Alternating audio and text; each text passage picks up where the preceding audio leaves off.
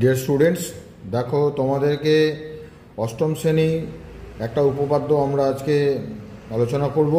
Previous ক্লাসে তোমাদেরকে এই উপপাদ্যটায় অন্য একটা পদ্ধতিতে করিয়েছিলাম, তো আজকে আর একটা পদ্ধতিতে তোমাদেরকে এই উপপাদ্যটা বোঝানোর আমরা চেষ্টা করছি। তো দেখো, একটা ত্রিভুজ রয়েছে এ বি সি, তার একটা বাহুকে বর্ধিত করা হয়েছে। বর্ধিত করার ফলে একটা কোণ উৎপন্ন হয়েছে এসিডি।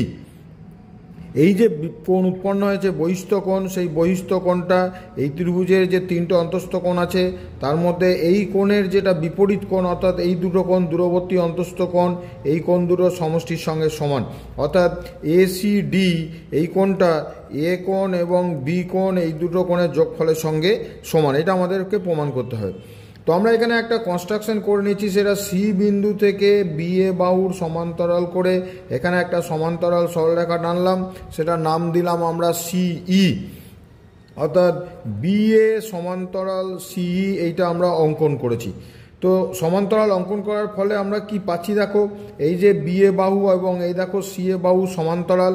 আমরা যদি এসিটাকে ভেদক হিসাবে ভাবনা চিন্তা করি তাহলে এই যে কোণটা আর এই দেখো এই কোণটা একান্তর কোণ হিসাবে সমান। অর্থাৎ কোণ এ সিই সেই কোণটা বি এ সি কোণের সঙ্গে সমান, এরা হচ্ছে একান্তর কোণ। আবার দেখো এই সরলরেখা দুটো সমান্তরাল, আমরা যদি বিডিকে ভেদক হিসাবে ভাবি তাহলে দেখো এই যে কোণ তৈরি হয়েছে আর এই দেখো একটা কোণ ইসিডি, এরা কিন্তু অনুরূপ কোণ হিসাবে সমান। অর্থাৎ কোণ এখানে ইসিডি এই কোণটা সমান হচ্ছে কোণ এ বি সি এর সঙ্গে সমান। তো আমরা যদি যোগ করে দিই তাহলে কি হচ্ছে, এখান থেকে এসিই এবং ইসিডি, এসিই অর্থাৎ এই কোণটা আর ইসিডি এই কোণটা দুটোকে যোগ করলে পরে আমরা পেয়ে যাচ্ছি দেখো এসিডি।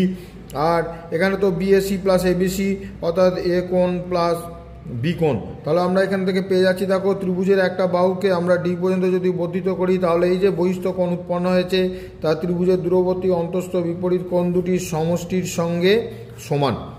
ধন্যবাদ।